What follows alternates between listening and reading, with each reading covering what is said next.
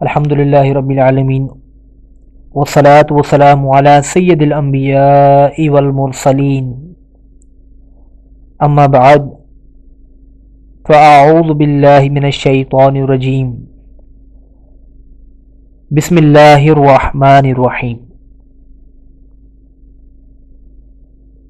ہر آسمانی مذہب ایک ایسے دن کے آنے کا اعلان کرتا ہے جہاں عدل ہوگا، ظلم نہیں ہوگا، جہاں ہر مظلوم کی داد رسی ہوگی، جہاں ہر مقتول اپنے قاتل کا گریبان پکڑ سکے گا،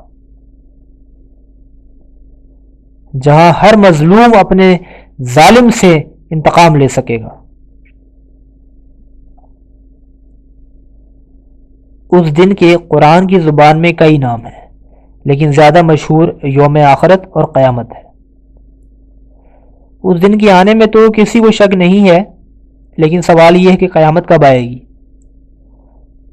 یہ سوال جب حضور علیہ الصلوۃ والسلام سے کیا گیا تو آپ نے بھی کوئی متعین تاریخ ہمیں نہیں بتائی، ہاں البتہ اس کی علامات بتا دی ہیں۔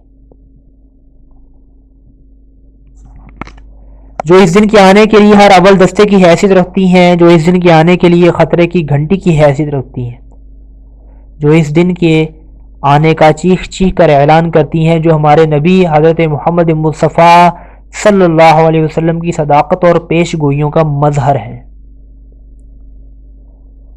یاد رکھیے کہ ان میں سے بعض علامات وہ ہیں جو واقعہ ہو چکی ہیں، اور بعض وہ ہیں جنہیں ہم اپنی آنکھوں سے وقوع پذیر ہوتا دیکھ رہے ہیں۔ ان میں سے ہر علامت حضور علیہ الصلوۃ والسلام کی صداقت کی گواہی دے رہی ہے۔ انجیل اور توریت کے مطابق حضور علیہ الصلوۃ والسلام کا دنیا میں آنا اور انتقال فرما جانا قیامت کی پہلی علامت تھی جو پوری ہو چکی ہے۔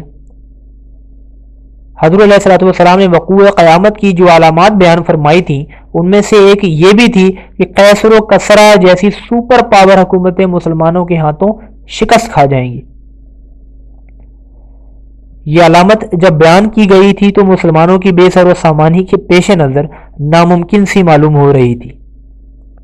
اسی لیے دشمنان رسول صلی اللہ علیہ وسلم نے مذاق اڑایا تھا اور کہتے تھے گھر میں کھانے کو نہیں ہے، اور قیصر و کسریٰ جیسی حکومتوں پر آرڈر چلانے کے خواب دیکھ رہے ہیں۔ مگر دنیا جانتی ہے کہ یہ علامت پوری ہو کر رہی، اور بہادر مسلمانوں نے قیصر و کسریٰ کے تاج و تخت کو اپنے جوتوں تلے روند ڈالا۔ حضور علیہ الصلوۃ والسلام نے یہ بھی فرمایا کہ قیامت تب آئے گی جب قسطنطنیہ مسلمانوں کے ہاتھوں فتح ہو جائے گا۔ چنانچہ یہ علامت بھی سلطان محمد فاتح کے ہاتھوں پوری ہو چکی ہے، اور اب قسطنطنیہ کو استنبول کے نام سے جانا پہچانا جاتا ہے۔ حضور علیہ الصلوۃ والسلام نے یہ بھی فرمایا کہ قیامت تب آئے گی جب مسلمان ہندوستان پر لشکر کشی کریں گے اور اسے فتح کریں گے۔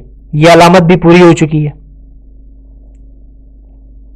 حضور علیہ الصلوۃ والسلام نے یہ بھی فرمایا کہ اس وقت تک قیامت قائم نہ ہوگی جب تک مسلمان ترکوں سے نہ لڑیں، جن کے چہرے چپٹے ہوں گے، جن کے لباس بال کے ہوں گے اور بالوں ہی کے موزے یا جوتے پہن کر وہ چلتے ہوں گے۔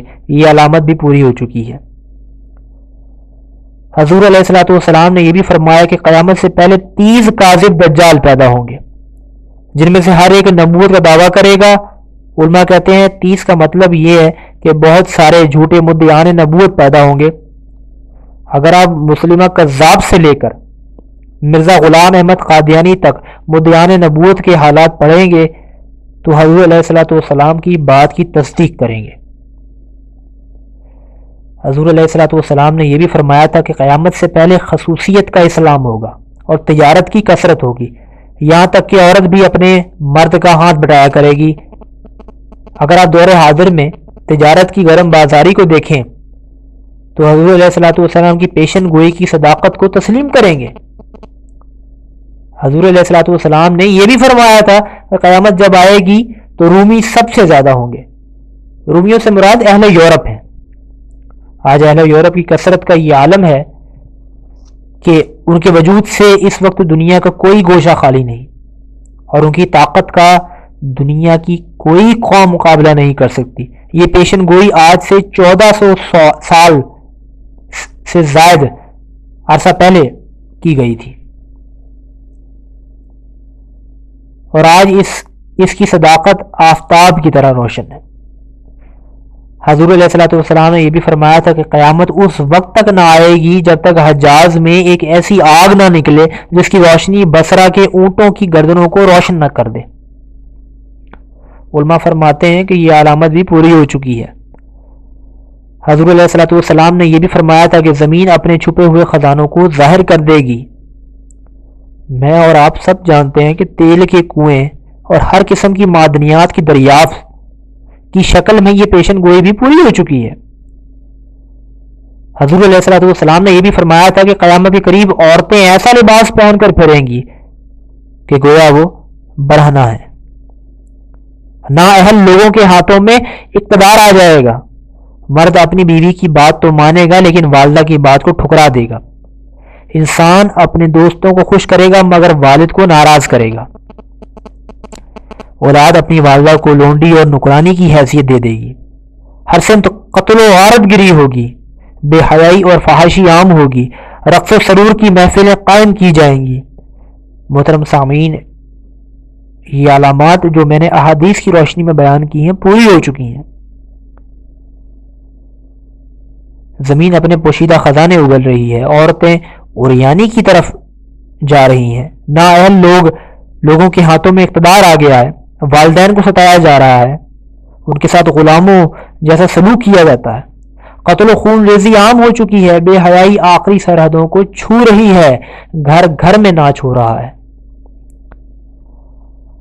اب تو قیامت کی آخری علامت کا انتظار ہے، جس کے مطابق اہل حبشہ مکہ پر چڑھائی کر دیں گے اور بیت اللہ شریف کو نقصان پہنچائیں گے، جس کے فوراً بعد سور پھونک دیا جائے گا اور حشر بپا ہو جائے گا۔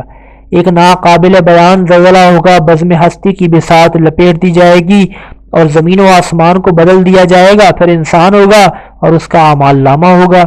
اعمال کے سوا کوئی دوسری چیز کام نہیں آئے گی، نہ سیاست و قیادت، نہ حسب نسب، نہ حسن و جمال، نہ دنیاوی فضل و کمال۔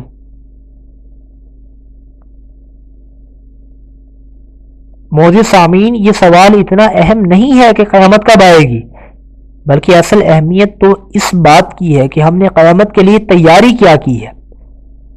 ہم مختصر سے سفر پر روانہ ہوتے ہیں نا، تو اس کے لیے بھرپور تیاری کرتے ہیں، لیکن اتنے لمبے سفر کے لیے ہم نے کچھ بھی تیاری نہیں کی ہے۔ اور یاد رکھیے کہ وہ قیامت تو جب آئے گی آ ہی جائے گی، مگر ہر شخص کی قیامت تو اسی وقت آ جاتی ہے جب اس کی زندگی کی مہلت ختم ہو جاتی ہے۔ موت کے ساتھ ہی ہر انسان کی قیامت قائم ہو جاتی ہے اور اس کے حساب و کتاب اور جزا و سزا کا سلسلہ شروع ہو جاتا ہے۔ عقل مند وہ ہوتا ہے جو ہواؤں کا رخ دیکھ کر موسم کا اندازہ لگا لیتا ہے، جو بادلوں کے تیور دیکھ کر اپنا سامان سمیٹنا شروع کر دیتا ہے اور بارش کے نقصان سے بچنے کی تدبیریں اختیار کر لیتا ہے۔ ہم جب اپنی آنکھوں سے قیامت کی علامات کو پورا ہوتے دیکھ چکے ہیں تو عقل مندی کا تقاضا یہ ہے کہ ہم وہاں سرخرو اور کامیاب ہونے کی تیاری بھی شروع کر دیں۔ اللہ تعالیٰ سے دعا ہے کہ اللہ تعالیٰ مجھے اور آپ سب کو قیامت کے سوال جواب کے لیے ہر وقت تیار رہنے کی توفیق نصیب فرمائے۔ وما علینا الا البلاغ المبین۔